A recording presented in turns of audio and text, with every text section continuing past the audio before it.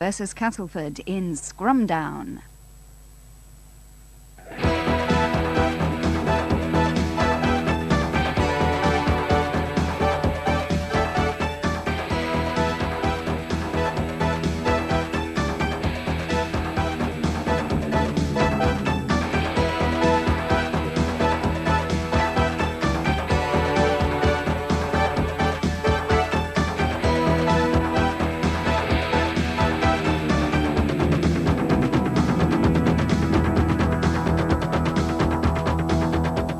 Two neighbours in trouble. The First Division may only be big enough for one of them. Today, Featherstone and Castleford meet at Post Office Road. It's the shortest away trip of the season for the Castleford supporters, but some of them still go by coach, and they have plenty to talk about on the way because Cass have been ringing the changes. Lee Crooks arrived to boost the front row. Price, £150,000. Graham Steadman from Featherstone, a touch of class at stand-off, £145,000. Ian Bragger from Keighley via Salford, skill in the centre, £60,000. And £30,000 for the wing speed of York's St John Ellis took the total for the four to £385,000. But the Cass fans know that money may not buy success, and a win today is vital. The bottom of the table shows Barrow and Salford apparently doomed, but Featherstone and Cass both in serious danger of occupying the third relegation spot. Cass have games in hand, but Featherstone are in better form with 4 successive wins. I think we should win today. I think we should win the rest of the season. I can't see us losing even to Wigan. I think we should beat them as well. Well, looking on paper, we've got quite an easy running because we have to play all Lee, Salford, Barrow twice. But with it being local derby and they've beat us twice already, so I think they'll be going out today to do it. Well, it's a 4-pointer today, and we've to win because people are saying we've Salford twice, Barrow twice, Lee twice, but they're starting to get results, and it's a bit worrying. How much do you think we'll win by today? 25. Well, arriving after a marathon 10-mile trip, these fans will no doubt get a friendly enough welcome at Post Office Road, but neighbourly love between the two clubs has not been helped by controversy surrounding Graham Steadman, Lee Crooks and Chris Bibb. When Castleford broke their record fee to buy Steadman from Featherstone last summer, they were accused of poaching. Then Lee Crooks preferred to join Cass, even though Featherstone had apparently offered £20,000 more. And there have been persistent rumours that Cass have approached Rovers' Chris Bibb, rumours denied by both clubs. We're hoping he's going to stop. We want him to stop, and I hope he's going to stop and show a bit of loyalty to supporters that have supported him all season. What was it somebody said about getting Chris Bibb? That's right. And keep the hands off him. We'll be struggling without Chris. He's a really class player, and he's worth a test place for me every time. Featherstone wanted Lee Crooks and that didn't happen. No, I'm glad we didn't get him anyway. 8 matches banned, load of rubbish. You think Lee Crooks went to the wrong club? Definitely. What about Chris Bibb? He's stopping here, pal. He's definitely stopping here. Featherstone keep the team, which beat Warrington here 2013 a week ago, with 2 tries from Ivor Rapati, taking his season's total to 14. And as a first outing, a substitute for Aaron Palilai, who's moved from Nottingham City. Castleford welcome back St John Ellis on the right wing after suspension, and in the second row, Neil Batty, who's retired once, defies doctor's orders to replace the suspended Lee Crooks. And there's Graham Steadman back on his old ground for only his second comeback game in the first team after his cheek was broken in the autumn. Lee Crooks, of course, can only watch today. He's been suspended for 8 matches after being sent off a week ago. But Chris Bibb is playing. His contract at Post Office Road lasts till the end of the season. And Featherstone very much hope he'll sign a new one too. Well, coming later, we feature David Young and see his Leeds debut against Barrow, plus today's only all First Division Cup tie between Wakefield and Sheffield. But now let's join our match commentators here at Post Office Road, David Watkins and John Hell. The rivalry as intense as ever between Castleford and Featherstone, and when the Castleford names were read out, Graham Steadman's was roundly booed. You'd probably expect that, playing against his former side. And Featherstone straight away looked to get a try in the corner with Eva Rapati. Well, what a start that would have been. And they're still going, and the ball is down, and it's over, and it can't be a try, surely. I thought the referee was saying no immediately. It was Gary Rose. What a sensational first derby match that would have been for him. But I saw Robin Whitfield signal no try immediately, so despite Rose's leap, it wasn't to be. And Now Castleford need the ball, and they've got it. Gary French. Well, what a start, David. Well, that was sensational to say the least. It's always been daunting to come to Featherstone. It's always difficult to play here. So parochial the crowd and biased. And Cass know that there's more than reputations at stake this afternoon. And I was saying about Graham Steadman, and obviously he really want to do well against the club that sold him to Castleford. Well, I would imagine it would be difficult. I've never been in that position myself, but it is difficult. You're coming back and playing against teammates you actually played with. They know a little bit about you, and I've no doubts at all the crowd will give him a lot of stick. Incredible start to this game here. I mean, I can't see what was wrong with that there, but the touch judge obviously said it was in touch, and he was at that side of the player. But what a start. Steadman, this time he elects the kick, and that's a super spinning kick. Oh, that is the most perfect kick he could possibly have negotiated. Well, what better could you ask for to start the game than that? A lovely jinking run and then a superb kick right across the floor. Gained something like 40 yards. Must have done his confidence good. Absolutely. Record signing.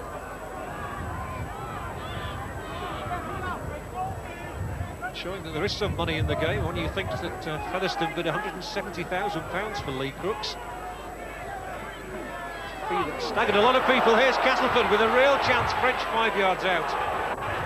Getting that ball from the scrum was crucial. And, well, they're still here because the ball was knocked back. Oh, it went into Newlove's hands. A little steadiness there, and the first points had to be on the board.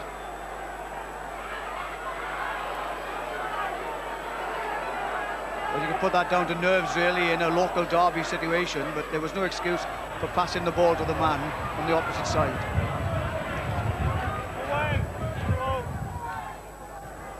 Burt once more. Smack it to Kevin Ward. Aided and abetted there by Neil Batty. Gratian, Fox. Shorter ball to Bibb. And on the last tackle, it'll be Fox to kick, but there's an offside anyway. Such is the attraction of this match that fans are still outside the ground, determined to get in, willing to pay their money. And there's no doubt whatever else happens in the season, this is regarded as the match of the season at Post Office Road.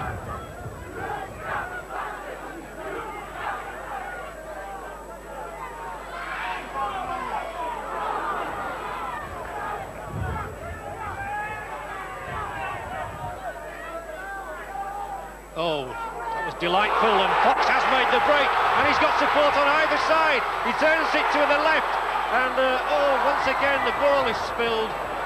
It was all just a little bit too hurried in the end. Derek Fox had almost too many options perhaps. He still found his man coming in support, Alan Dakin, and eventually the ball spun for Castleford into their hands. Relief at both ends.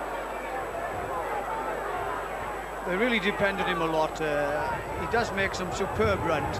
By taking that ball flat, the defence really couldn't get a grip with him. And he just saw the gap and went straight through it. Everyone has given chase, but he takes the right option. He had to give it out. The pass got in that time.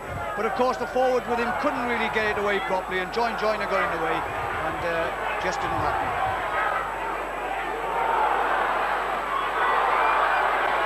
That's a great ball back inside for Hardy, and that was good teamwork between Ellis, Larder and Hardy. They all knew where they all were. French, Joyner, Ward. Well, some lively stuff from Castleford in these opening moments. It's not easy to hold on to the ball today. Steadman can't keep his feet either for the moment. There have been a lot of promising raids, if no tries as yet. Joyner. It's going to go into Featherstone hands again. Well, both sides have had their chances. They have a few bad passes spoiled it really, but it is back to the classic Cass we all knew some time ago when they throw the ball away. What a time for Burton to drop the ball, and St John Ellis, 15 yards out, was only too thankful to pick it up. Dean Sampson, son of the former Castleford coach Dave Sampson.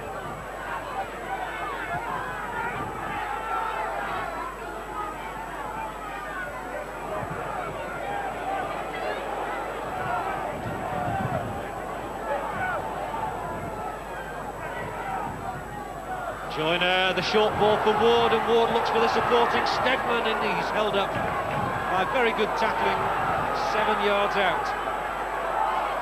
Well, Castleford have got tremendous options here, and Batty, they thought there was an obstruction, but he's hauled down again just before the last tackle. They'll have to be quick if they're going to get a try.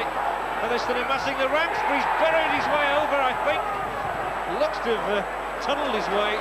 Robin Whitfield again says no try, and he was right on the line. So Steve Larder this time is denied. Well, that's happened at both ends. Well, Castle determined to play good football, and they are, because the ball is being passed in very difficult conditions. They're moving about. The final pass has let them down time and time again. But Whitfield was there at that time, and it was quite obvious that it wasn't a try because nobody really argued about it. Quick play the ball here and dives forward for the line, but there's no doubts at all about it. He was there as well, and that ball certainly wasn't across the line.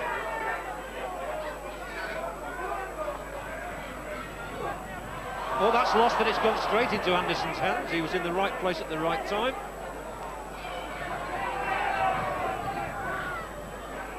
England will carry the move on, coming towards the Featherstone 25. And this time it's a penalty for Castleford, offside against Chris Burton. So Graham Stedman elects to kick a goal. I've just noticed in the game, actually, the passes are being dropped more often than not because players aren't running from depth. They are standing flat and still, and as a result, they're in a position where the man going forward gets the ball out, and because he's not on the move at all, they're just dropping the ball. And he's a 2-point scorer. The ball is out of the ground, but the flags are up, and 2 points for Stedman, 2 points for Castleford. Nick, down on the touchline. John, just an indication of the conditions. Alan Banks out here on the Featherstone right wing, quite near the touchline here, has been desperately trying to keep warm. He's not doing it now, but he's been shaking his hands about in a desperate attempt to keep warm. And that's a very difficult job for wingers who aren't getting much service on a day like this. The rain is blowing horizontally into their faces. I know the feeling. Fox reverses the ball to Dakin. Jeff Grayson has stayed down with an injury. In some discomfort. The kick through is a good one, and Clark following through just couldn't get there. Well fallen on by Keith England. So Featherstone for the moment have a player out, but it doesn't matter. Castleford have knocked on. And now John Joyner says, "Please, can I go, sir?" The answer is yes. Neil Roebuck, former Bradford Northern player who's joined his hometown club.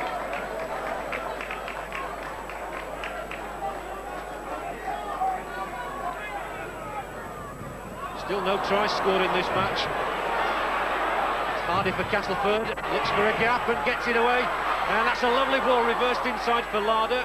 Fine tackle on him by Biv, who'd come up from the full-back position, saw what was on. Stedman once more.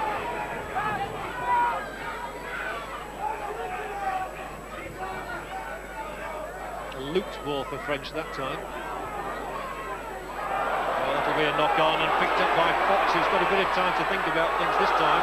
Newlove tries to hold off Hardy, but Roebuck helps him out.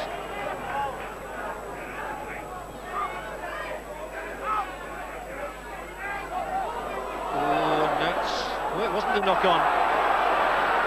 Eva Reparty has the ball in his hands, and that's, I think, the first time since the first minute of the match. The New Zealander here who is one more match to play, that's all. So John Joyner is just seeking advice, I think, on that shoulder. Not a nice moment, I'm sure, for him.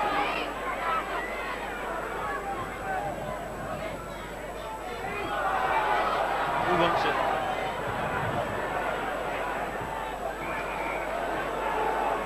It's the handover, so Castleford are here 30 yards out. Spirited plunge forward. That was Kevin Beardmore. This is Neil Roebuck. Hardy, he's a strong fellow, he's Hardy, and he's got the ball away this time for Anderson, who's surely, he was short the first time, and then the ball was forward in any case.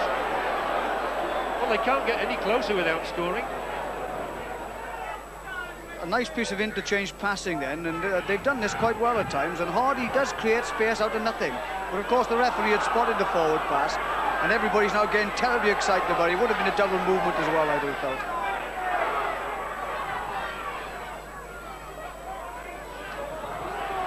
Yes, despite the conditions, they are still trying to throw that ball around, and the handling really hasn't been at all bad, because I do assure you it's bitterly cold, and now it's a penalty against Castleford.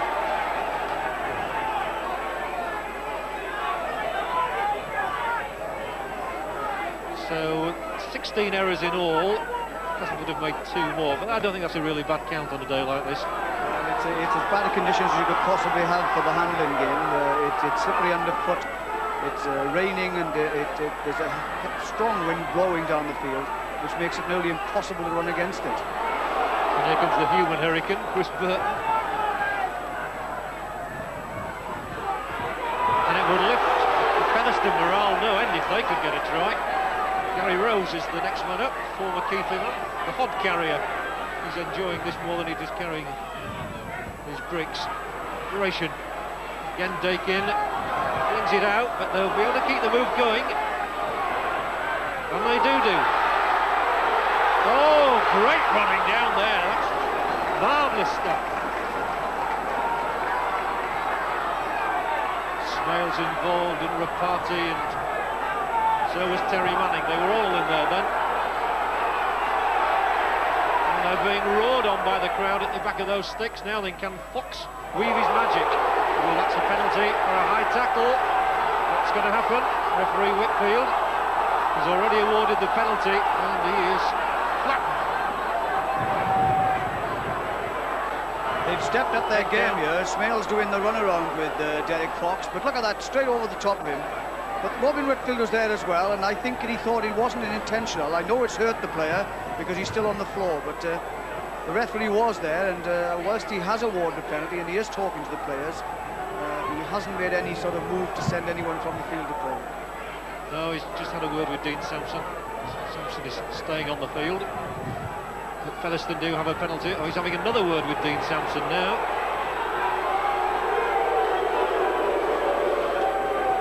Lecture sufficient.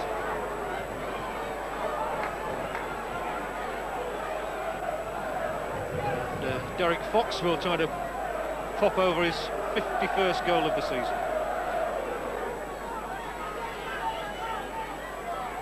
Well, on any normal day this would be a simple kick. Today I'm not so sure. But Fox is sure enough. The ball is safely between the posts.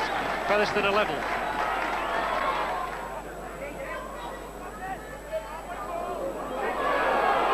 Burton once more, still a sprightly runner. So still, he's been around the rugby league scene for a few years now, he won't mind me saying that. Oh, that's a lovely ball. And they've kept it going, and here is Fox again, sprinting down this hill as he's done countless times. Trevor Clark takes it on. It's on the last tackle though. Could be a drop goal maybe. No, Fox will just chip it through. It wasn't an easy one to take, but Larder was equal to it. Coming on in from everywhere. They do need to be fit.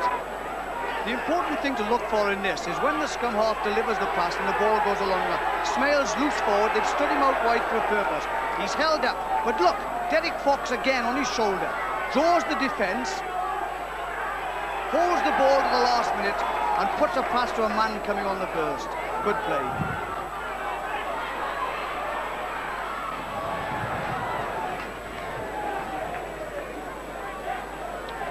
Well, it'll be a rarity indeed if Castleford don't get a try today. A marvellous record over the last 2.5 seasons.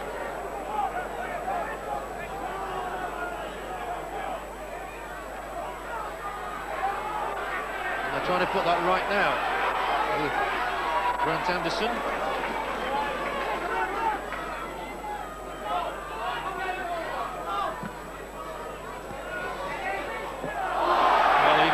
Can't take them today. And that is a sorry sight, but there is the hooter. David, it's not been a bad half, despite the fact we haven't got a try. Well, I think Featherstone will be well pleased with themselves. Their game plan has been evident this afternoon. They've kept it tight, they've moved it out wide, And of course, Cass must wonder what's going to hit them this second half, because I'm sure they'll have the wind played against them better than they've played it themselves. Yes, I can tell you one thing is going to hit them, the wind and the rain, but there we are, 2 points each, a goal for Derek Fox, a goal for Graham Steadman. We'll be right back with the second half after the break.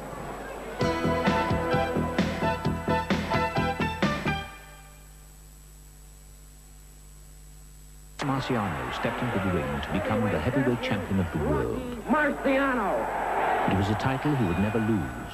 For what Rocky lacked in bulk, he more than made up for in power. Welcome back to Post Office Road. A half-time score here was Featherstone Rovers 2, Castleford 2. But plenty to talk about, and Peter Fox always has something worth listening to. He's down there with Nick. Peter, are you happy with the situation as it stands? Yes, we've done well this first half. Went against a very strong wind, holding them to 2-2, stopping them scoring tries. That's all we could have hoped for, to be level. We didn't expect ever to be in front in this first half. Kicking game in the second half? Well, we shall use the ball up the field and keep them pen the pit if we can. The tackling's still got to be as strong and stop them breaking away, and we might have the opportunity of winning the game. Pete, thanks very much indeed. The news from the Castleford dressing room, by the way, they're very doubtful whether John Joyner will take any further part in the match. And just to line out, Robin Whitfield's about to start the game. He came out of his dressing room without his whistle, went back for it. He's ready now, so here's John. It's about the only thing. It's not the only thing that has been blown away this afternoon. It's very much a forwards game, David, is this one? It is, but he is right, Peter Fox. He's got to say exactly how the game goes. It'll be stupid for them to hold the ball in their own 25, and I'm sure Derek Fox is alert enough to know that he's got to get his side down into the Castleford half. And a personal thank you to all the Featherstone players for changing their strips for the second half. We can see the numbers again.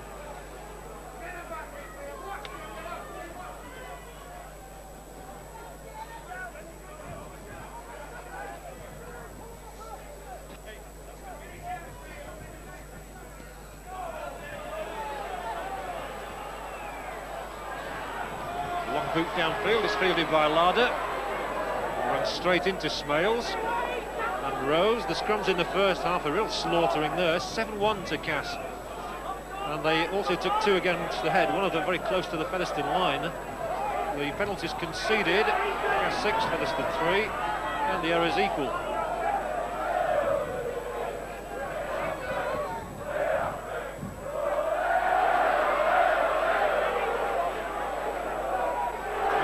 Featherstone verdict. Let's have a Castleford one now from their recent signing, Lee Crooks. Lee, what were your thoughts watching the first half? Well, obviously, it's been a very close game. I think the conditions are having a big bearing on the game. It's a local derby, so things are going to be tight. But I think that obviously we need to probably push the ball a little bit wider and attack them more on the fringes. A little bit concerned that you weren't ahead, bearing on you had the wind in the first half. Yeah, I think that we probably should have used the wind a little bit more, but I think it'll help us in our attack because the ball will tend to get blown backwards more than forward. So I say we're going to keep pushing it wide and try and attack them wider out. To be honest, it's a sort of day. It's not a bad day to be in the dugout, isn't it? I suppose you could say that, but I'd rather be out there than near, I think. Thanks very much, Lee. I was just thinking he looked a little bit warmer. Gratian, Fox. Newlove, and Newlove sets off down the right touchline, and he really does take some stopping. He's got to make sure he stays in play though. He's out now.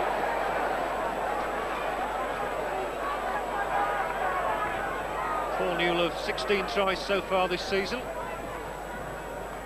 including a hat-trick here against Lee, but no one has yet got over the line legally today. A couple have been over the line and they've not counted. Again, Castleford doing really well in the scrums, and again Steadman here. All but the ball lost in the tackle just as he went down. Slithered away from his hands. That was an important tackle then by Ian Smales, because he not only did he stop him going forward then, Graham Steadman, but he also made him drop the ball and give them possession back. What a pass that was from Fox on his knees. Still aware enough to get the ball out. That really was cute. Clark, Gratian, and sharp at the shoulder. Strong stuff from Featherstone now, and the fans behind the posts cheering in anticipation. Are we going to get a try at last? Oh, it's gone to ground, but it's fallen on, and 6 more tackles in touch the Castleford foot.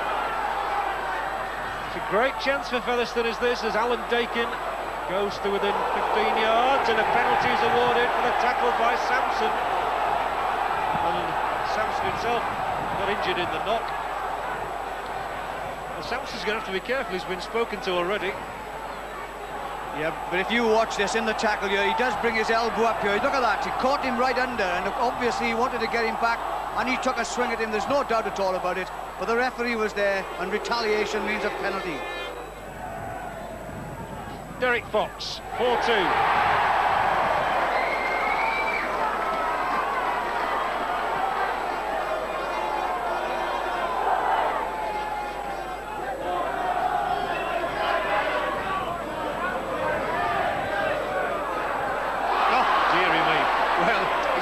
Something like that today, because you wouldn't have a clue which side anybody was on at times. The shirts are so muddy, that's just one of the problems. There's a bit of rain on some of our camera lenses, and the trainers have also been on to wipe mud out of a number of players' eyes. So problems all around, but we love our Sunday afternoon rugby league, and nothing's going to stop us. Or them.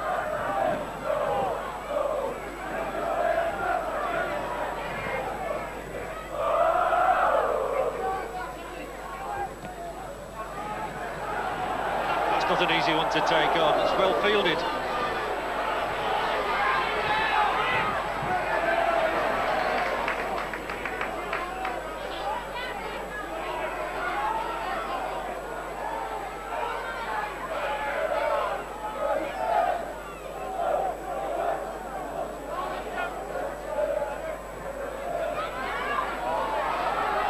Now this looks good. Really a day for 80-yard tries though.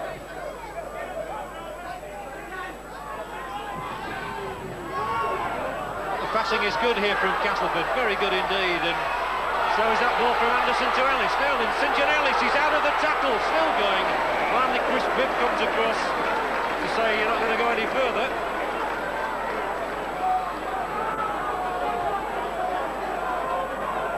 One of the problems that Peter Fox is talking about, they're under pressure now, they have to move the ball out, and it's exactly what they did. But it's first-class passing right along the line here, and St John Ellis now really knows he's got an opportunity. He shrugs off a would-be tackler, and it's only a brave defence by Chris Bibb that pushes him out.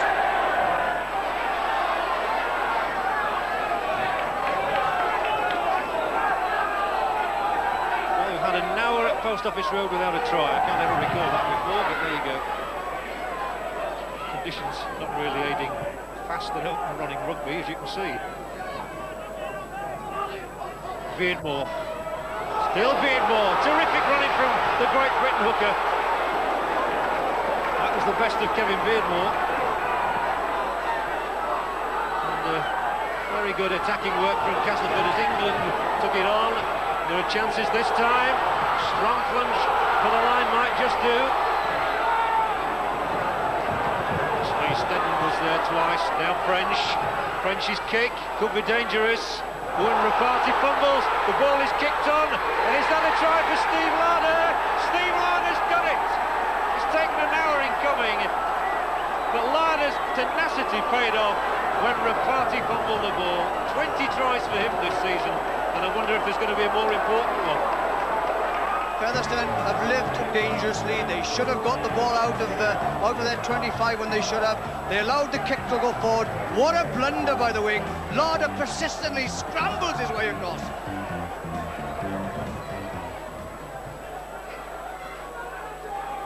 If at first you don't succeed, you'll get there in the end. The try was worth 4 points. And that kick just fails to produce another 2. Not an easy day for kickers. 6 points to 4, and Cass regain the lead. Well, it's a superb kick by Gary French, right across the face. I mean, why he didn't drop one in the first place, I have no idea. He allowed it to go behind his back, the centre did. But Phil Larder was knowing that there was an opportunity for him, and he took it.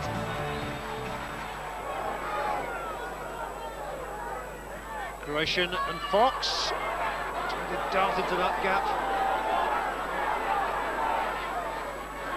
Then it's Gratian, and there's a gap here, and he's 5 yards out, and he's on the 5th tackle as well. So once more, they'll have to be quick, they'll have to be slick. Fox is slick enough. It's going to be tackled back behind his own line, so it'll be a drop out between the posts. Never stops thinking, does Derek Fox. Took the play with him to the right, got the players going with him, and clutched the kick back inside. Then the player took the ball in his own defensive goal area and was tackled instantly, giving him the ball back yet again to try for even more pressure. This is an important kick. Gives as much distance as possible. Into the wind, that's not easy. Chris Bibb takes it on the burst, and Bibb goes for the line, and now the pass is out to Smales, who gets it back for Bibb. Again, they're only 6 or 7 yards out. Smales and Bibb at the heart of things once more. Heaven knows Featherstone is trying hard enough. Roared on by their fans behind those posts. Cross the line. Now it's Castleford's turn to tackle everything in sight. There comes Pelele. Quarter of an hour to go, and what of a quarter of an hour it promises to be. The score only 6-4. Desperate defensive work. Last tackle once more. Smales is calling for it over on this side of the field. He really does fancy his chances today. They're trying to get Gratian over, are they? No, it's Castleford's ball again.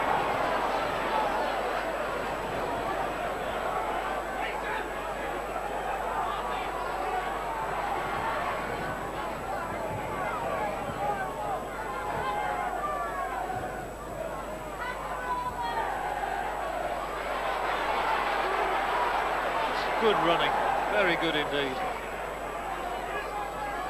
In these really gruelling conditions, that was Neil Batty.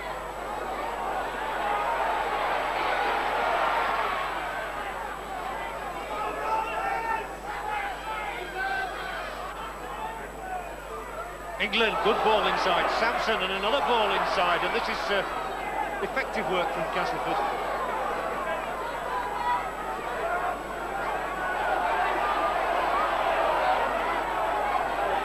Beardmore just about able to pick himself up.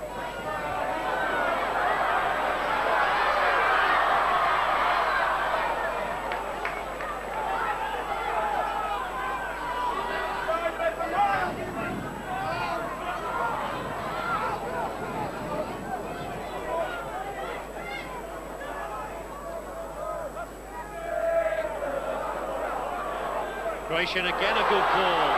This time it's Newlow. Now there's a great chance over there, but once more, tackle was good by Kevin Ward. Newlow. We've simply got to use up the tackles. Here's a chance now, and Rafati can make up for his mistake. Rafati heads for the corner.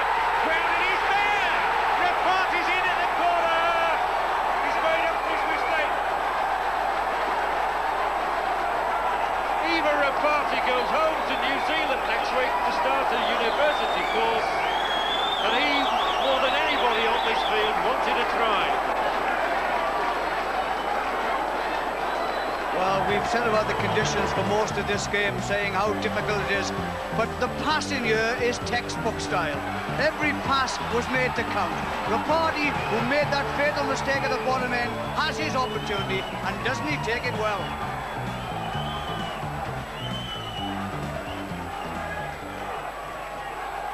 You might call that a bit of a scramble. He won't care. 15 tries. And he's only got one more game to play for the club, but he's been a very popular player at Post Office Road. Well, the crowd were roaring the try. Are they going to roar the goal? No.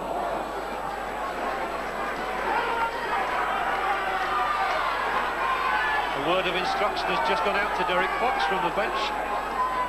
His side are ahead again at 8-6. I mean, look at the passing movement. We've talked about it, haven't we? But, I mean, it really is timing of the pass perfectly. Even Spurs there. Now, the party, when he gets this pass, he's only one thing on his mind here now, to make up for that blunder that he made a few minutes ago.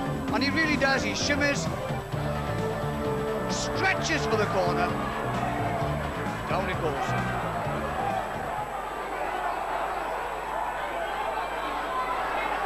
5 minutes to go here. Is there going to be a sting in the tail one way or the other? Larder takes the pass, comes down the touchline. Great work from Steve Larder. The long passing through for Ellis. Then the French fumbles it. Featherstone can pick it up. Well, that was Terry Manning who picked it up, and everything happened in that.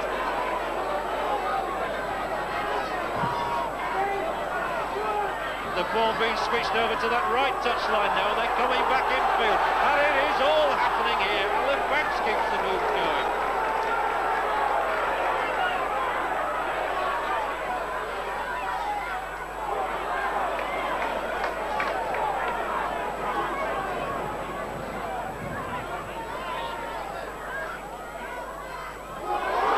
Oh, and this looks marvellous for Featherstone. Terrific break again by Sharp. Falele can mark his debut with a try. Falele, if he can ground it, he's done it! What a debut! Aaron Falele writes his name into the Featherstone record books, I would think. A substitute who comes on and scores a try almost immediately. It's his second try because he got one for Nottingham City earlier this season against Halifax. Well, conditions are really bad, but both sides have continued to try and play as much football as they can. This is a sterling break. The defence is up too flat on that situation. Pushed them off. Times his pass just right. Ball goes to ground. Booted forward here. Brady picks it up and steamrollers his way toward the line. No one's going to stop him. What about that? Well, this was far more important, with all due respect to Nottingham, than the try he scored for them. Falele takes Featherstone much clearer. Fox can't take them clearer still. Nonetheless, it's looking good now at 12 points to 6. Let's go down to Nick. Peter Smith, you must be living every moment of this, aren't you? Well, it's also nice to beat Castleford. I think they've got it in bag now with 3 minutes to go. That makes it 3 wins and a draw for us over Castle, which is great this season. Just tell us how the lads will try and play this last 3 minutes now.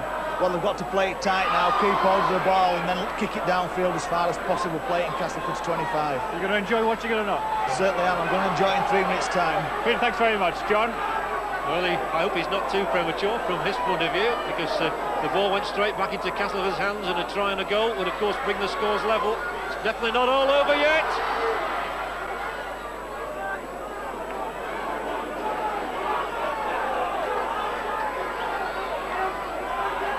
Sampson. Only 2 minutes to go. So the countdown is this. Scrumdown and countdown together. Well picked up, superbly picked up by Anderson.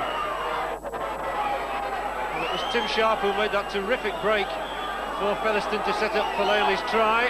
French with the up and under. Who'd fancy taking this one? Comes back on the Castleford side, but penalty awarded to Cass. They've got to run it. They do run it. Southernwood and then Hardy. There's a player flat out, but hardly anybody's noticing him, unfortunately, at the moment, because everything is on the game. Oh, and here's a chance under the post. Is it going to be a try for Castleford right at the end? The referee looks and can't give it because he's not quite made it. What a melee, what a muddle. He did well to spot Falele going over. What's going to happen here? Can Castleford snatch at least a draw, if not a victory? A minute to go. Castleford fans desperately hoping for a score. Oh, the ball is lost. And that could be the last chances for Castleford as well. This is really fine stuff, and they've interpassed quite well at times. One can't understand why they haven't continued to do it. But he goes for the line here, and he's held now by 2-3 tacklers. He's swivelling all the time. He goes there, but the referee's there, and he certainly wasn't over. Referee Whitfield has missed nothing.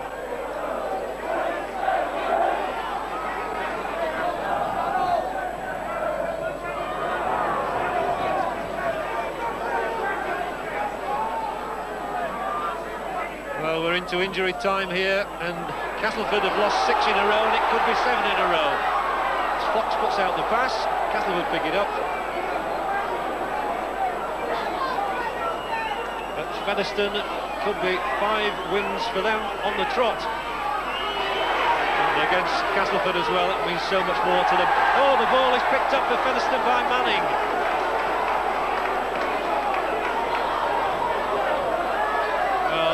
Really would obviously seal it, but it's 12 points to 6.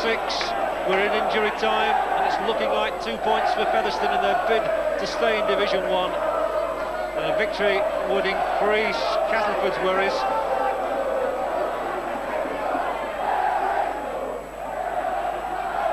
Smales has had a marvellous match at loose forward, and there he was again in the thick of things.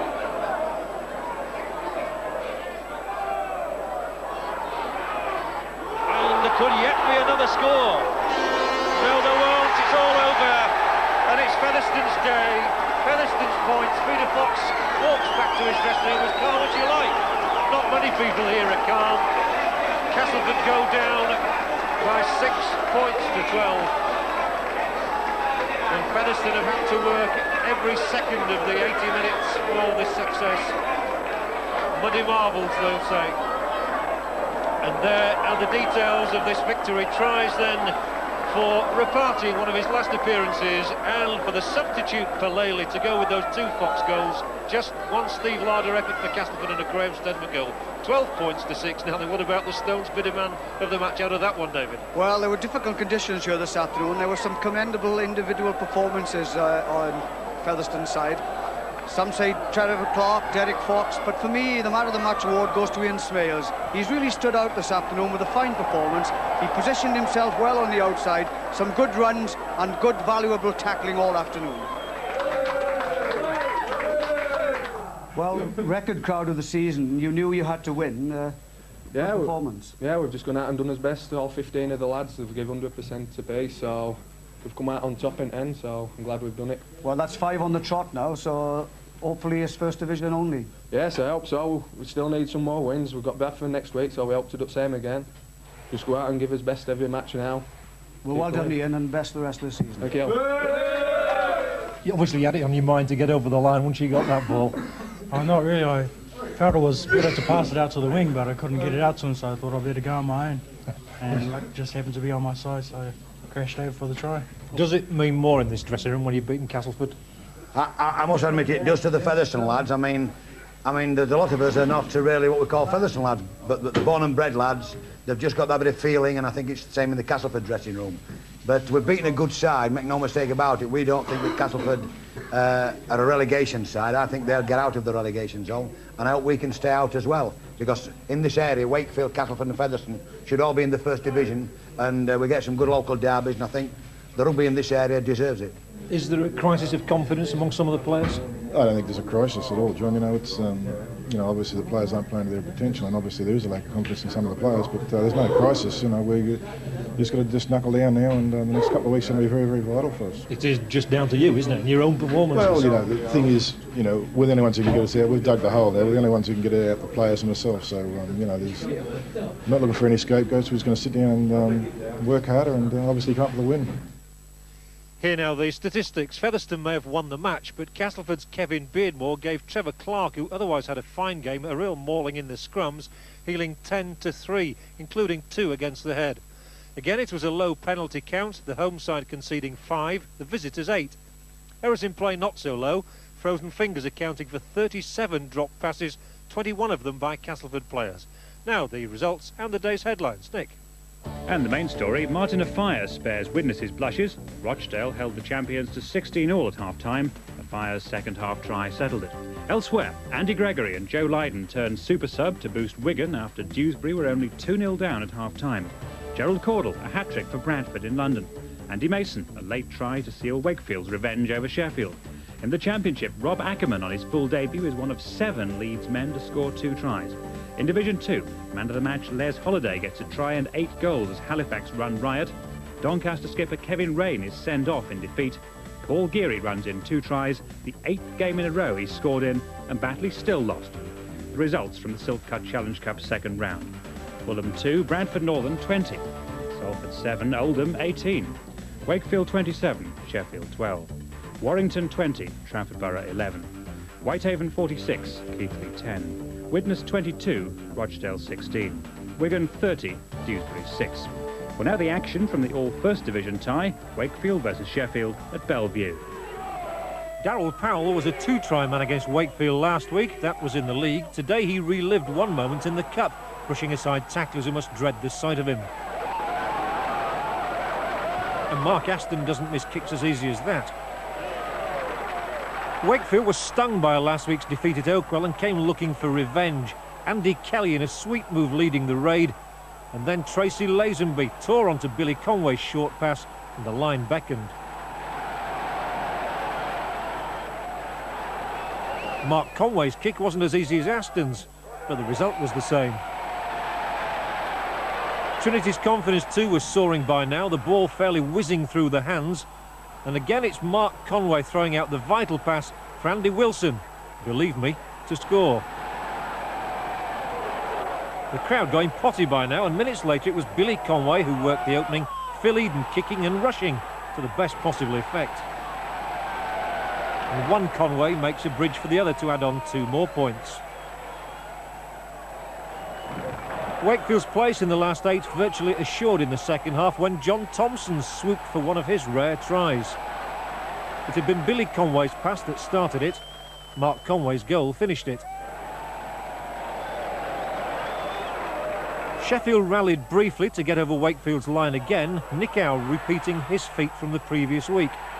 Again Aston obliged with a kick, but the last shout was Wakefield's. The ball squeezed out in the tackle for Andy Mason to go in at a canter. 27 points to 12, and Wakefield, along with Bradford Northern, carry Yorkshire's banner into round 3.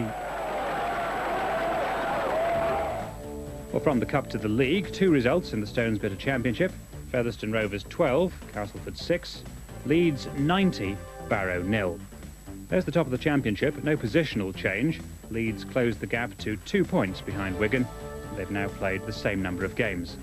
At the bottom, Featherstone's win lifts them 2 places and puts Castleford into the bottom 3 for the first time this season. And poor Barrow, if there were a hole in the bottom of the division, they'd surely fall through it. Their points difference is now minus 650. Division 2, Batley 16, Hunslet 22, Halifax 60, Nottingham 4, Swinton 34, Doncaster 22. So Swinton have moved to within a point of Rydale York, having played the same number of games. Halifax are up 1 to 6th, Doncaster lose a bit of ground.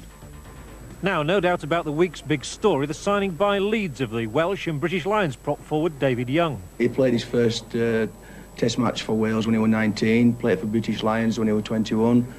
He is at the present time, or he was at the present time, the pack leader, a budding captain of Wales.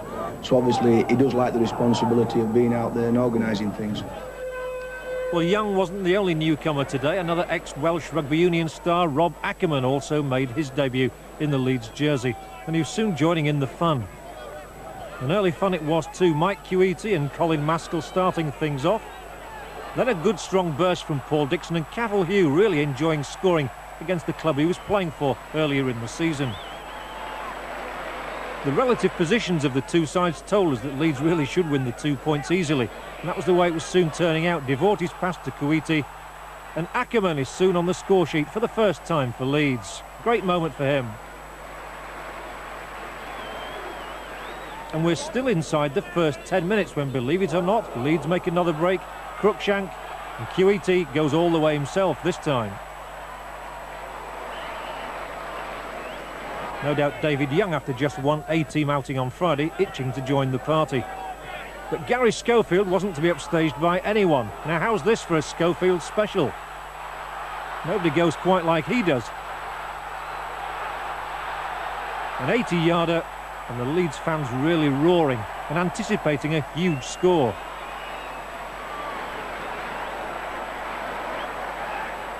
The anticipation increased when Schofield again miraculously squeezed out the pass.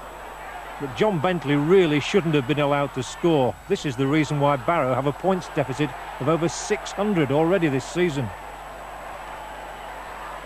Straight from the kick-off, would you believe it? Yes. The ball into Queety's hands, Watch Carl Gibson coming up now on the left touchline. Away he goes. Just one man to beat, and he streaks on the outside. And Carl Gibson, a really spectacular try. Well, the fans having a feast today. David Young still can't get in amongst it all. And we're still in the first half as Maskell and Cruikshank in at the heart of the move. Leeds keep the ball alive with Gary Devorty. Ackerman involved once more, and watch for his pass now, and it's Cruikshank who started it, who also finished it. All this in the first 40 minutes, and Leeds already past the 40-point mark. Into the second half now, and the big moment arrives. David Young to make his debut. Paul Dixon not too happy perhaps to be taken off at a stage like this, but Young certainly happy to get on. The fans pleased to see him, and he was soon to make an impact. Young right into the thick of things, and welcome to rugby league. Storming run though, he's got quite a handoff as the chap too. And a ticking off for prop forward Mossop.